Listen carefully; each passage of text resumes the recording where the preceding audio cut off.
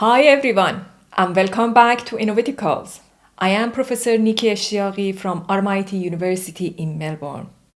Before we begin, I want to remind you to subscribe to our channel if you haven't already. Here we explore the idea, skill, and strategy that help students, graduate, and early career professionals not only succeed in university and work, but also live meaningful, balanced, and joyful lives. Today we are starting the first part of a two-part series on happiness. We all want to be happy, but so often we misunderstand what that actually means.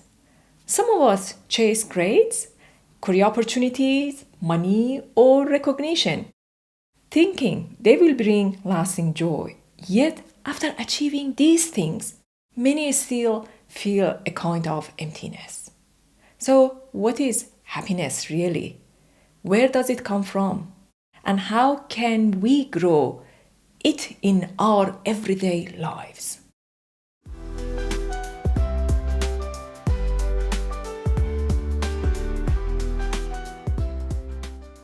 Happiness is more than just feeling good in the moment. Psychologists describe it as a combination of the life satisfaction, contentment, and the ability to enjoy your experiences. It is the sense that even when challenges come, you feel grounded, resilient, and hopeful. To illustrate, imagine two students facing a tough exam. One may feel overwhelmed and stressed, yet generally find meaning and purpose in their study, connects well with the friends, and has hope for the future. Even with momentary stress, this student is fundamentally happy.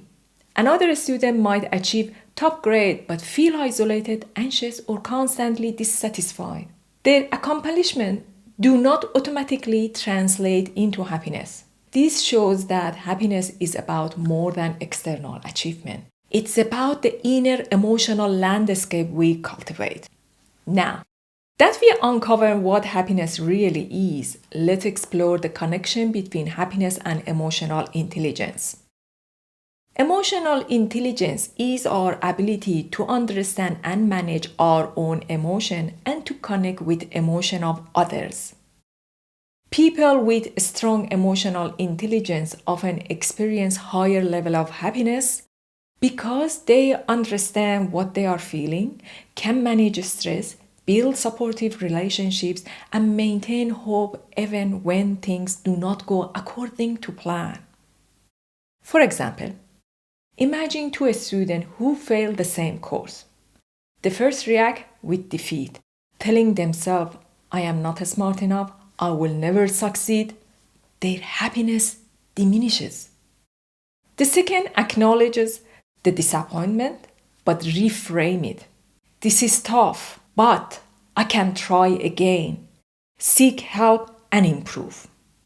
The ability to regulate emotion and stay hopeful is emotional intelligence in action, and it directly impacts long-term happiness. Closely connected to emotional intelligence is self-regard and valuing yourself.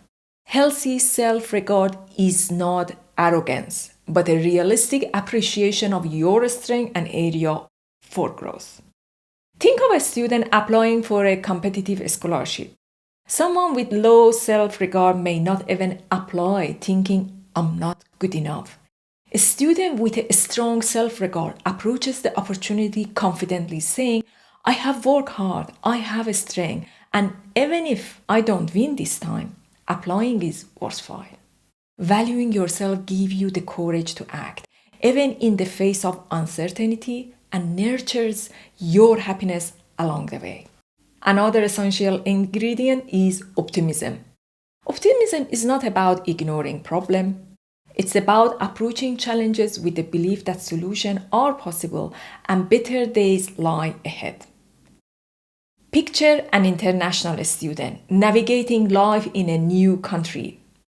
The first few weeks may bring culture shock, language barriers, and homesickness.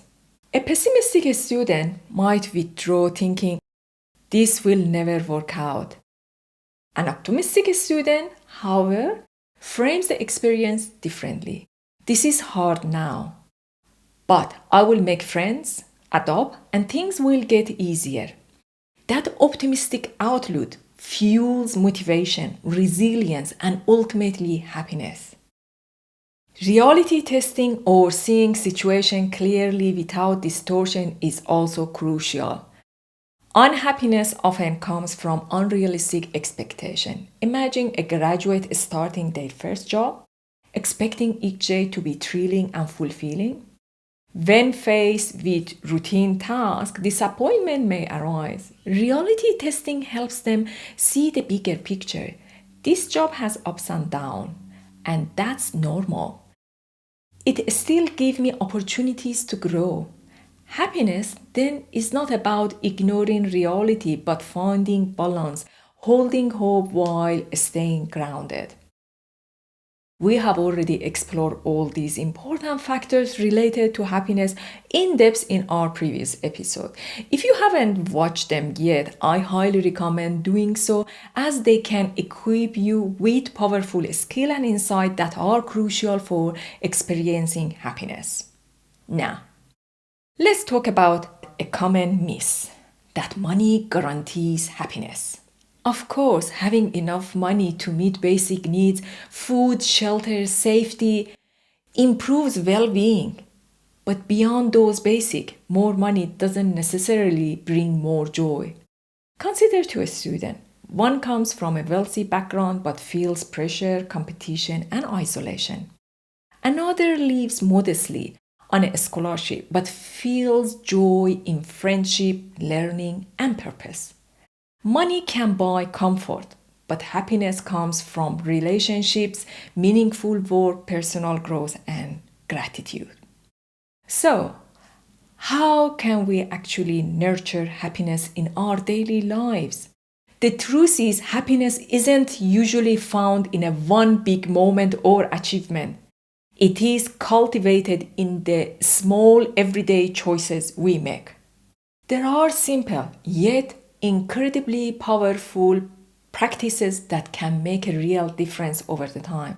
For example, taking just a few minutes every day to reflect on what we are grateful for, whether it is a supportive friend, a beautiful sunset, or even the simple fact that we are healthy enough to attend class, can shift our mindset from focusing on what is missing to appreciating what's already here.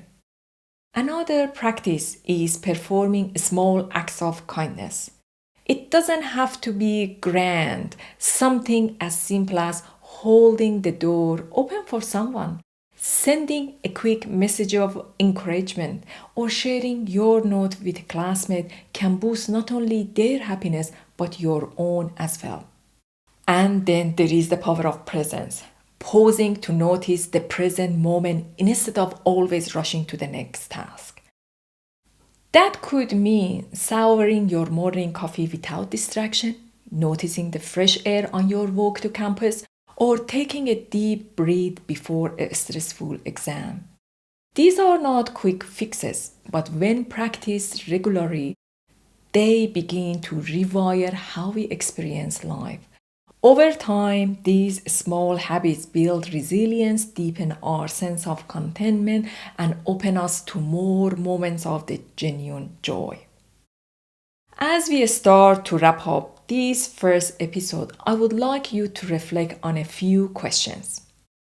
What goals are you pursuing that, if achieved, would make you feel genuinely happy? Who do you enjoy spending time with? And how can you nurture those relationships? And what a small step can you take today to strengthen your optimism and self-regard? Finally, I wanted to give a glimpse of what's coming in our second episode. Once we understand the foundation of happiness, we can explore how to actively build and protect it. In the next episode, we will talk about the concept of the flow, the moments when you are fully absorbed in activity and time disappears, and how these experiences create deep joy. We will look at the many benefits of the happiness in health, relationships, and success. And we will also discuss how to navigate challenges like sadness or depression with resilience. Most importantly, we will share practical steps to protect happiness and maintain it in everyday life. Happiness isn't something to chase far in the future. It is something we can nurture in the present through how we think, relate to others, and see ourselves. In our next episode, we will learn exactly how to create a life where happiness can flourish even when challenges arise. If you found this episode helpful, please subscribe to Innovaticalls. Share it with someone who might benefit and join our community of student, graduate, and early career professionals committed to flourishing, not just surviving. Thank you for being here, and I will see you in the next episode.